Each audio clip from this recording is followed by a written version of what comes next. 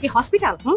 Hospital পেয়েছো? হ্যাঁ, এখনই কেন ফাহিমের বাবা মা আমার বাড়িতে এসেছে? হ্যাঁ, কিসের এত আত্মীয় স্বজন এখনই বাড়িতে এসে উঠেছে? কি চাইটা কি? আসতে বলো না, মানুষজন শুনতে পেলে কি হবে বুঝতে পারছিস? ওরা তোদের ছেলের বাবা মা, ছেলে বউকে দেখতে আসবে না? এটা কেমন কথা বলো? না পারে না। এই ওরা তো কিছুদিন পরে গ্রামে যেতই, তখন কি দেখতে পারতো না? হ্যাঁ, এখন কি? শোনো, আমি কিন্তু আর নিতে পারছি না, জাস্ট আর নিতে পারছি না বলে দিচ্ছি। তুমি এখনই ওদেরকে বাড়ি থেকে তাড়াও, তা না হলে আমি কিন্তু একটা কিছু করে বসবো। আচ্ছা প্লিজ তুমি শান্ত হও, ব্যাপারটা আমি দেখতেছি। এই তুমি কি বাবা, হ্যাঁ নাকি আর কিছু? তুমি কি মেয়েটাকে দেখতে পাচ্ছ না? আমার মেয়েটার কত মন খারাপ হয়ে আছে, এখন পর্যন্ত হাত থেকে মেহেদিটা পর্যন্ত ওঠেনি, আর এত আত্মীয় স্বজন এসে বাড়িতে ভর করেছে।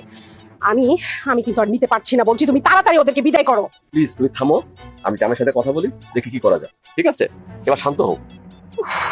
আশ্চর্য, আমার ছোট্ট একটি মেয়ে এখন পর্যন্ত সংসারের কিচ্ছু বোঝেনি, অথচ এখনই বাড়িতে মেহমান এসে পড়ে গেছে। আমি না সত্যি আর নিতে পারছি না। যত সব তুমি তাড়াতাড়ি করো, আমি যেন নেক্সট ওদেরকে আর না দেখি। যত সব।